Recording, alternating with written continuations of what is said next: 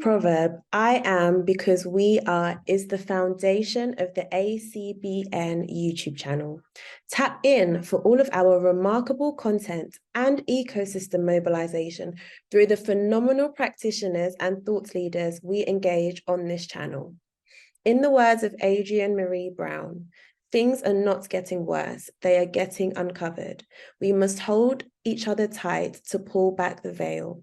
Get ready for another amazing ACBN powered interview. Isaac, thank you so much for being here. We appreciate your leadership and taking the time to be here for this interview. So welcome. Thank you very much. My pleasure. Thanks for the invite. Absolutely. And welcome, everyone. Thank you so much for taking the time. I'd like to have you just introduce yourself and let us know a little bit about your background and what you do. Yeah, absolutely. Again, thanks again. Great to see everyone.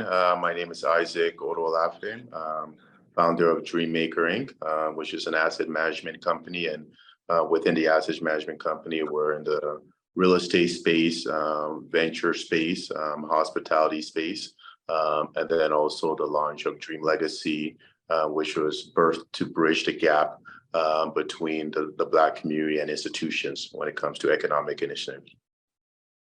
Okay, can you tell us the origin of the Dream Legacy? Yeah, so Dream Legacy was, again, it came after several years of being in the business space and the real estate space and really examining what are the core areas that other communities are utilizing to be able to scale as a community. And what I saw very early was that other communities were attracted and getting access to institutional relationships, driving home ownership, and building more small businesses.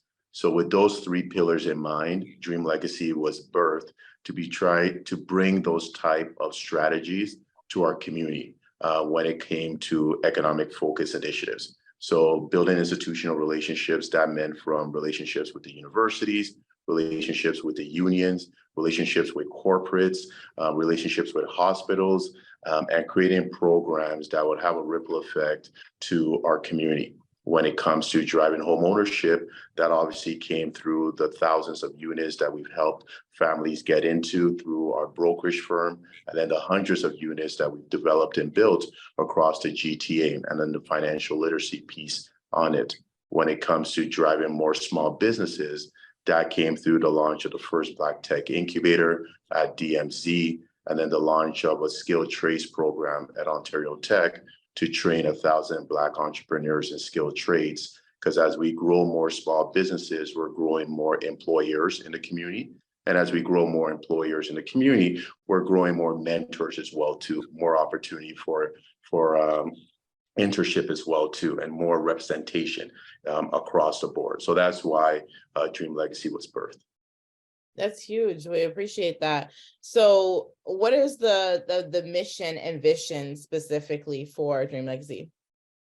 Again, the mission is really to create an institution within our community that's able to plug in to other institutions and collaborate with other institutions and give a bridge for our community in different spaces. So for example, the big thing right now is data. Getting access to data, getting access to the right type of data to make the right type of policy changes that are required, to make the right type of changes as required within corporations. But you can't make a change within institutions. You can't make systemic changes if you don't have the right type of data.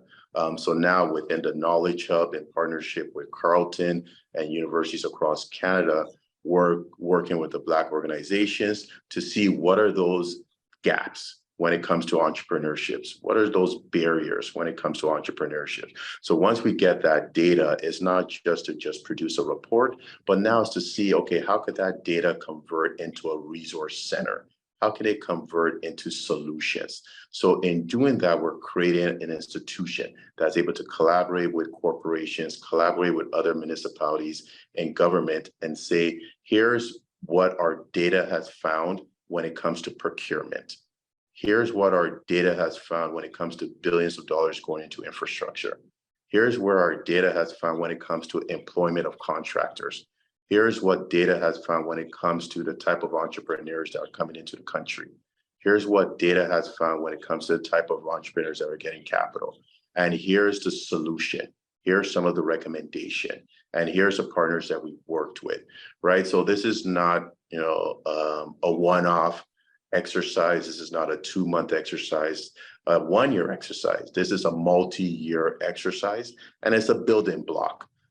Anything we do as an organization, we look at it from a short to a long-term view, but understanding there's short-term and medium-term, not only exercises that needs to be done, but also battles that needs to go through, because we're trying to build something that has legacy, and we're trying to build something that has sustainability, and we're trying to build something that has impact, and we're trying to build something that changes systemic nuances and systemic way of doing things.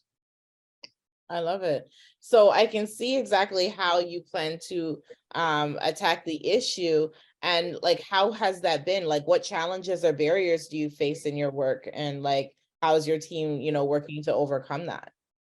That's a great question. When I became a developer 28 years ago, when I was 28 years old, my first project was the project across of Yorkdale Mall. It was a 9-story building. At that time, unfortunately, I didn't have much mentors or individuals that I could look at and say, give me the path. Let me know who is the best contractor to use, who are the best lenders to use, who are the best lawyers to use, what's the best way to structure the deal.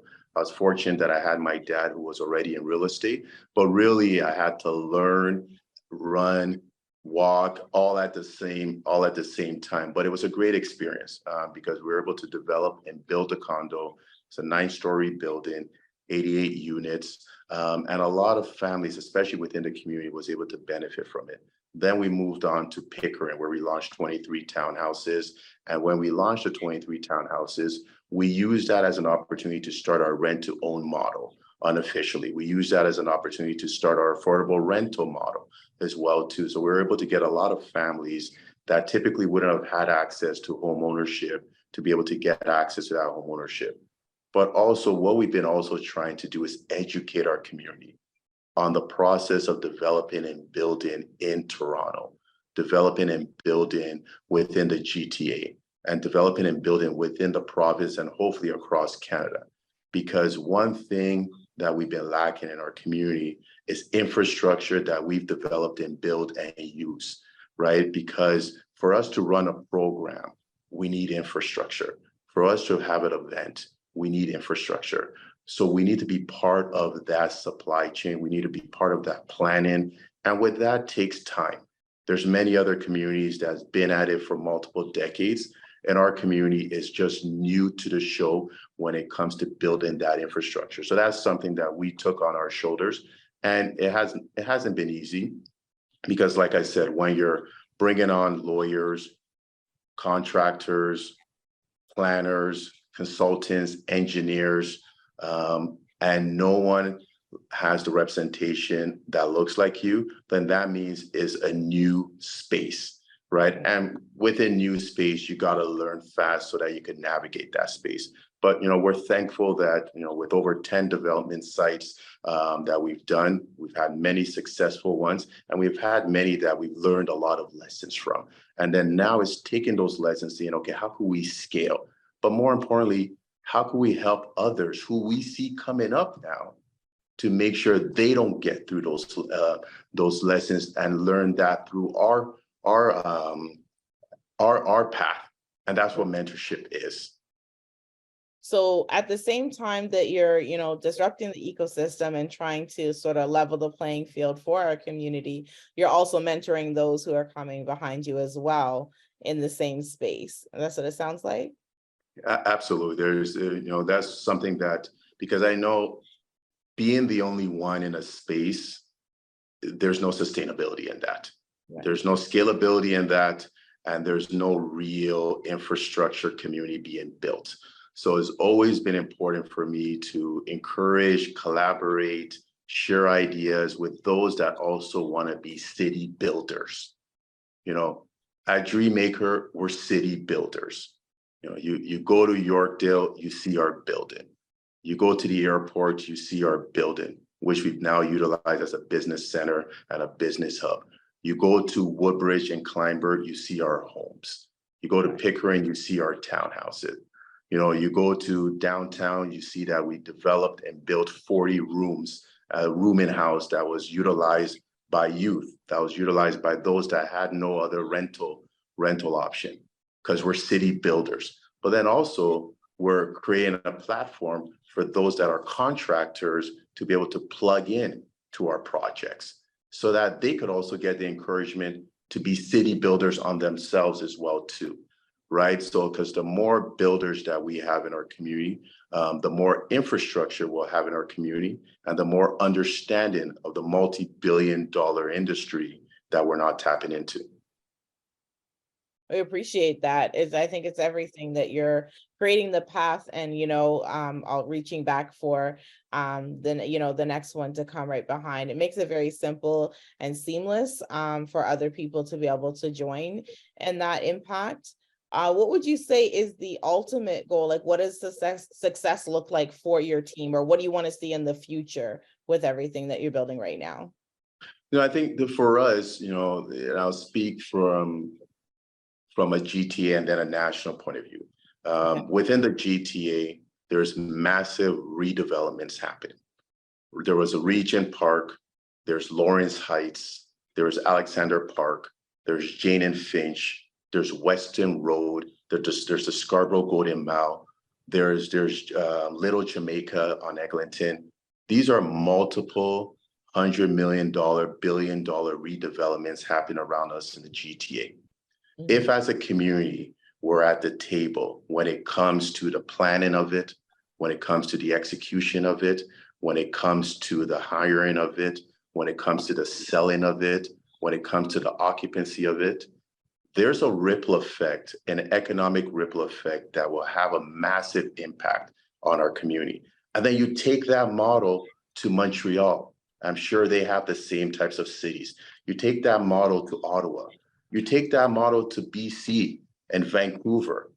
You take that model to Nova Scotia, where a lot of the origins came out of, and you start building infrastructure and make sure our community is part of that supply chain.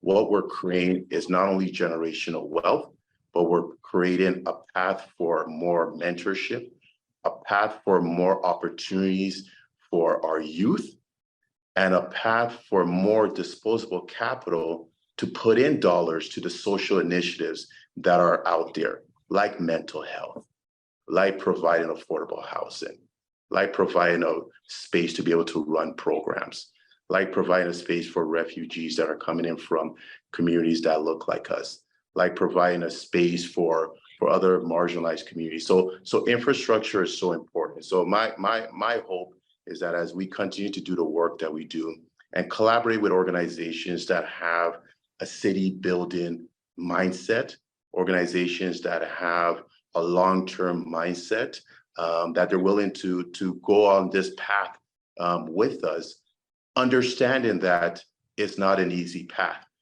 because there has never been a city that was built overnight. There's never been a building that was built overnight. And there's never been a building, a development, or a systemic issue that has been changed that didn't come with sweat, that didn't come with sacrifice, that didn't come with challenges, and that didn't come with understanding and collaboration.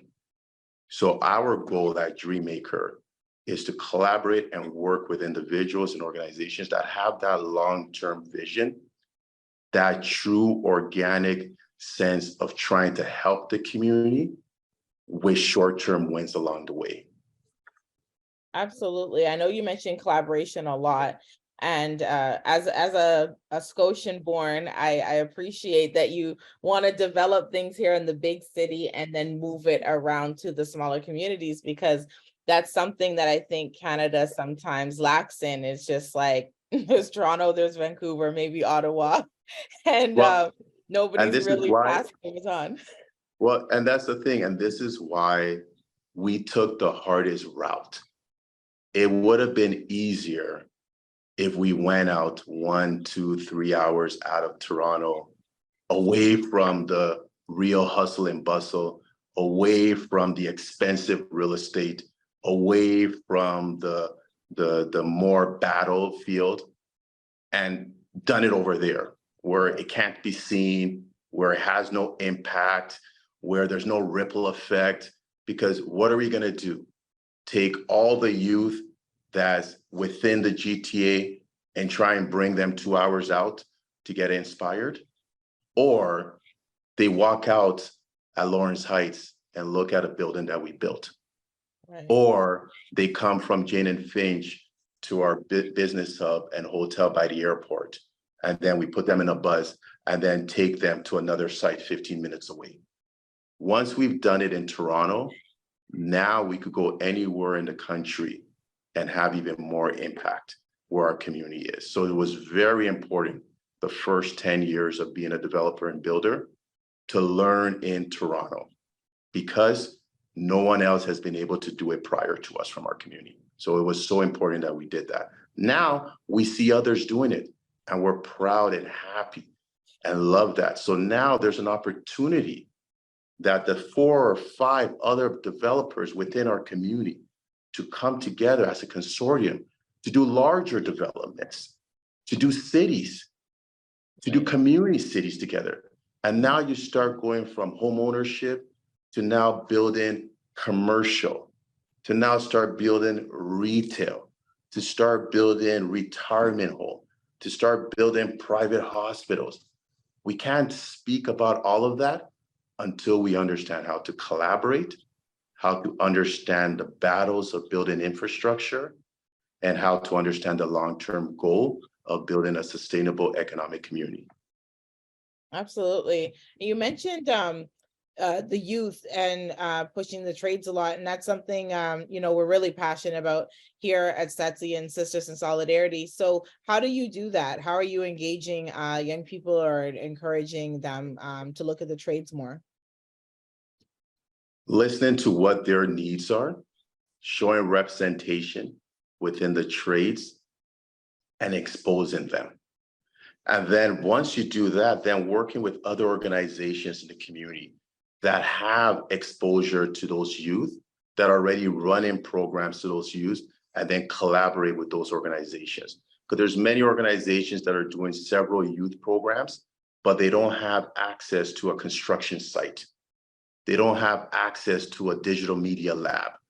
They don't have access to 3D VR system like we have access to. So we collaborate with those organizations. They don't have access to a business center, 14,000 square feet business center that's going to expand to 28,000 square feet business center. Point to me in the city where there's a business center of almost 28,000 square feet that is a workshop location, that is a training location, that is a co-working space location for Black entrepreneurs, for Black nonprofits to be able to come collaborate, for those that want to do an event, that those that want to be able to train after 5 o'clock, for those that want to be able to do it in the evening, for those that want to do it in the weekend, on the weekend, for those that want to maybe do it on a holiday, for those that want to do it with the parents after work hours, to be able to do things during the hours that you typically may not get access to space to do it, you need to have the ownership within the community. So that's why it's been so important for us to build in the city where our community resides and to build infrastructure our community can use, leverage, grow, and be inspired by. Yeah, really appreciate that. And you mentioned collaboration a lot, many times. Is there any particular partners that you collaborate with that you want to mention that have been pivotal in the work that you're doing? Yeah, no, absolutely. Obviously, SETC with the great work that they're doing, TCBN with the great work that Rosemary is doing when it comes to the community benefits. YACE, great work, Devin is doing with really going out there and pulling the kids, from Jane and Finch and other marginalized locations. There's a lot of great organizations that we've been fortunate to collaborate with, a lot of great municipalities that we've been fortunate to collaborate with.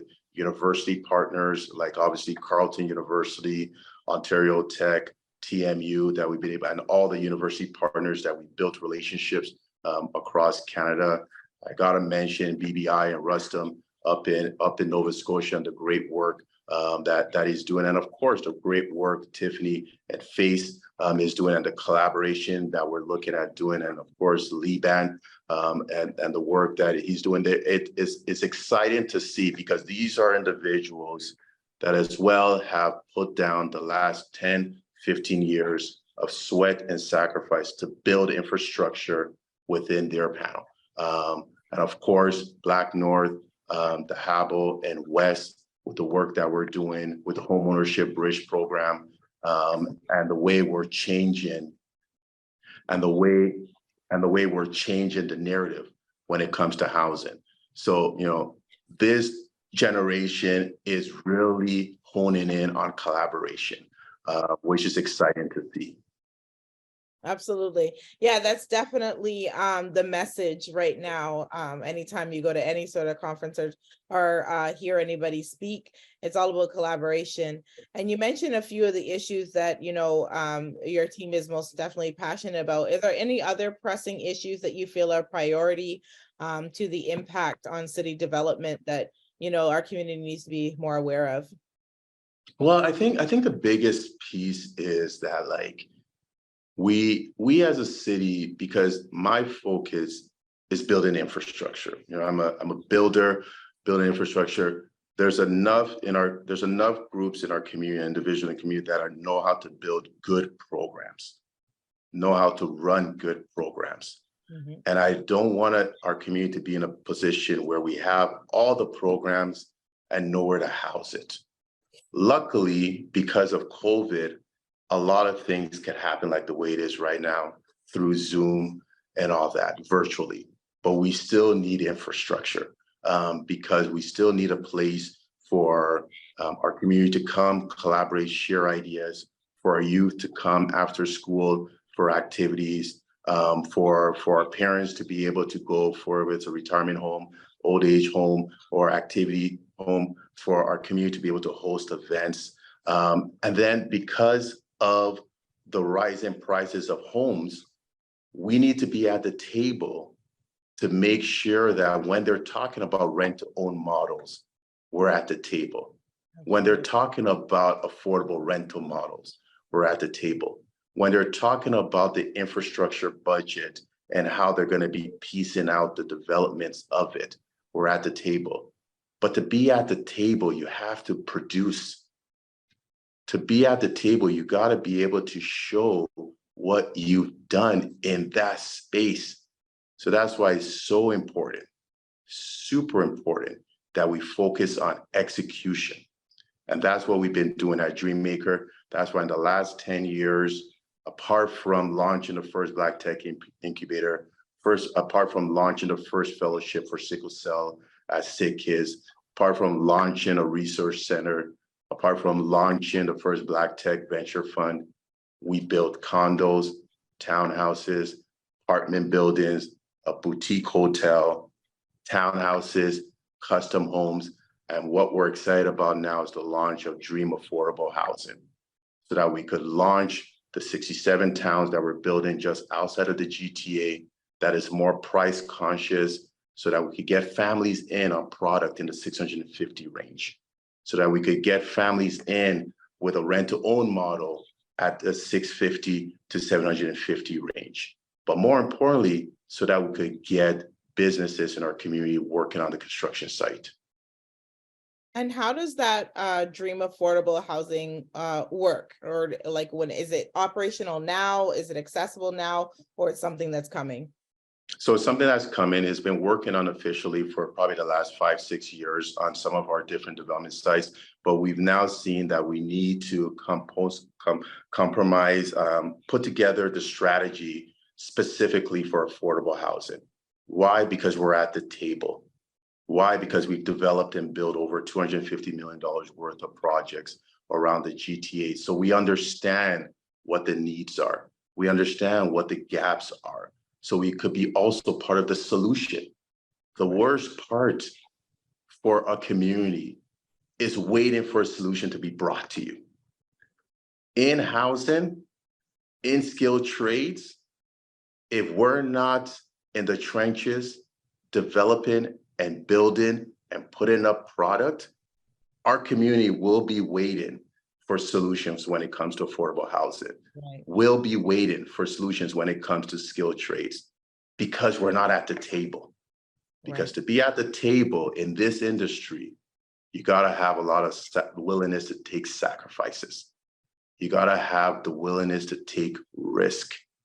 You gotta have the willingness to think long-term and understand there's battles along the way, but there's a big reward. And you see that with other communities that have understood the value of creating infrastructure. Absolutely. Well, we appreciate you for taking the risk, getting a seat at the table. It's very valuable, obviously, priceless. The work that you're doing now, what you have coming in the future, it's definitely really exciting. So we really appreciate that. Do you have any more closing thoughts or calls to action for our community that you want to share? I think our biggest call to action is continue to do, well, at least those that are doing it, collaborate, share ideas, understand this is a long game, understand that as a community, the phase that we're in is the economic phase. The phase that we're in is the infrastructure phase, is the building phase, which is, to be honest, an expensive phase, a risky phase, because it has multiple moving parts. And it's becoming a phase that if we don't dare and focus on, it's gonna have a ripple effect in other areas. We can't deal with mental health issues if we don't have infrastructure in the healthcare space. We can't deal with the youth issues and the lack of job opportunities issues if we're not tapped into the multi-billion-dollar infrastructure space that has hundreds of jobs. So we can't deal with the social pieces if we don't understand the infrastructure development and building piece. I love that. I really, again, appreciate your time, your remarkable leadership. We really do appreciate it. Definitely hope to have you back as you continue to develop and move on. And when you're showing up in Nova Scotia to pass the baton, we want to capture that for sure. So thank you for that. We'll definitely put your contact below, all the various links to your different sites, organizations as well. And we want to close this interview the same way we began, by acknowledging the original stewards of the various lands that we're on. We also want to acknowledge our ancestors and those who toiled without compassion or compensation. We want to acknowledge all of our elders and community stewards whose shoulders we continue to stand on as we build, share, and learn together for our collective liberation and sovereignty. So again, thank